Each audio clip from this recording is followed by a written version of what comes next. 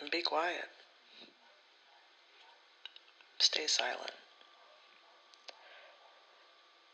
This is something that I learned a long time ago, and sometimes it's challenging because naturally we want to be understood and we want to impart our knowledge to others. This lesson and this attribute has made more of my introvert qualities come out. And we've all heard the saying, don't argue with fools, don't cast pearls amongst swine.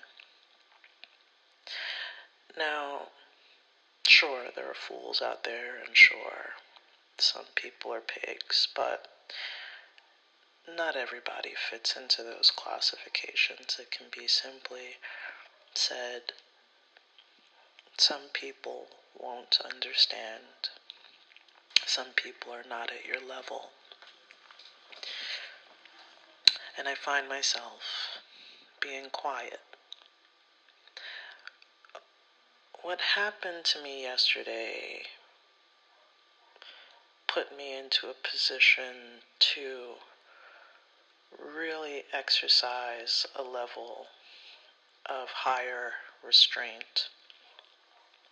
It's easy for me in my day-to-day just to stay in my own silent place, my hermetic attitude being to myself even when around others, because I know that higher conversations about things and ideas are not a real possibility. It's more surface level, and I'm the type of person that doesn't care to discuss surface things all day and about people's personal lives. I don't care to get too much into it.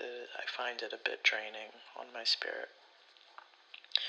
But yesterday, an accusation was made about my character, and I let it ride. Now, in previous instances, especially with this individual, I would have defended my own honor to correct them about my character. But I saw that it wouldn't make a difference. I saw the chess moves, 3 moves ahead, 10 steps ahead into how that conversation would develop to be an argument. And even no one was around to witness the argument. When you argue with fools, you cannot tell who is who. And I was not about to be a fool to myself, knowing that this person is who they are, etc., etc., etc.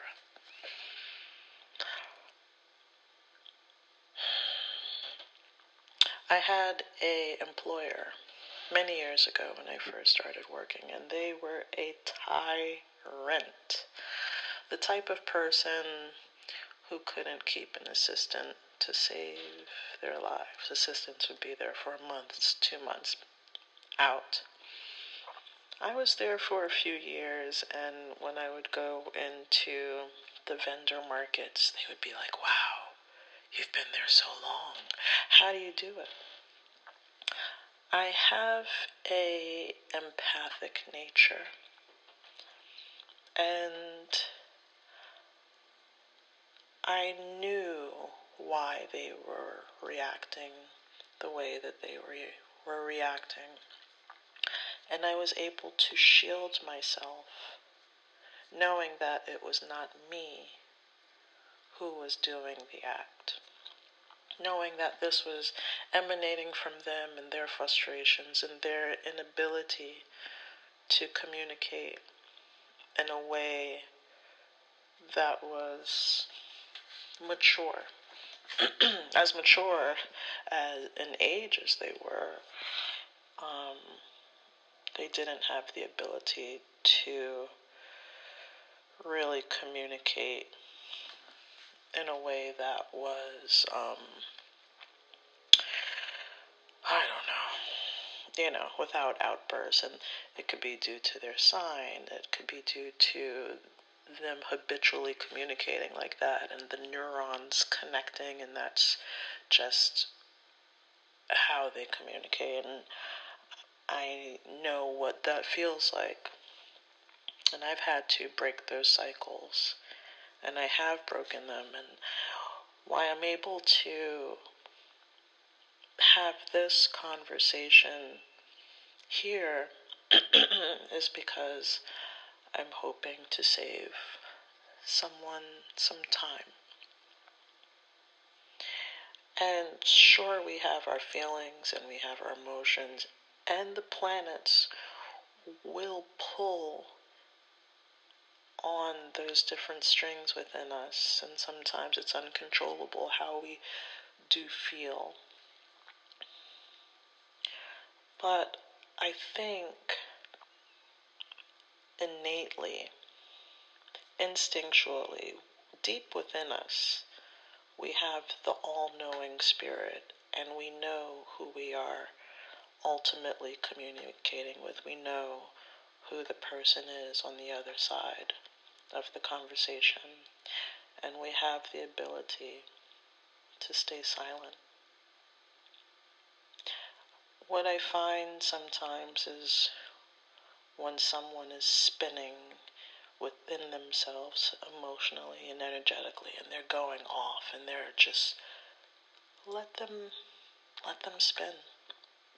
Eventually, they will slow down, and then they will see that it is them that is spinning, and then they will rectify themselves. Sometimes you may get an apology.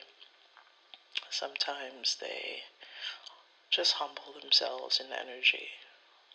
No apology necessary, because we know what we know. They know how they were reacting. They saw that you were silent and you were still within yourself, and didn't feed into the chaos of what they were doing. And things will settle back down to normalcy, even when a person is discussing politics or anything that riles people up. If you don't interact, they'll settle themselves out and be able to almost reflect to them. A mirror is still. Mirror in stillness so that they can see that it was just them doing that.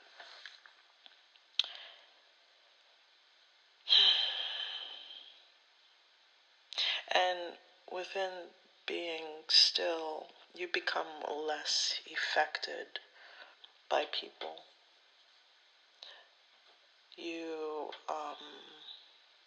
If you engage with them, then it is two people feeding off of each other, and then you are part of it. But when you are still, you're safe. And when it comes to a lot of the things of higher knowing, of higher magic, of higher connectivity to God, to Source, whatever you choose to deem the ultimate power of everything that ever is, that is and will be forevermore, you will be able to see that some people just have a little way to go, and let them find out for themselves.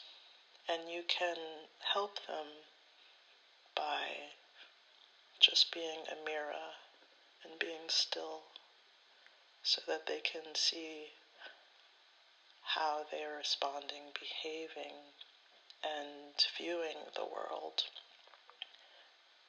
And then they may be able to point the mirror inward towards themselves and maybe make a step up to where you can have some higher conversations. All right, that's all I got. Adios.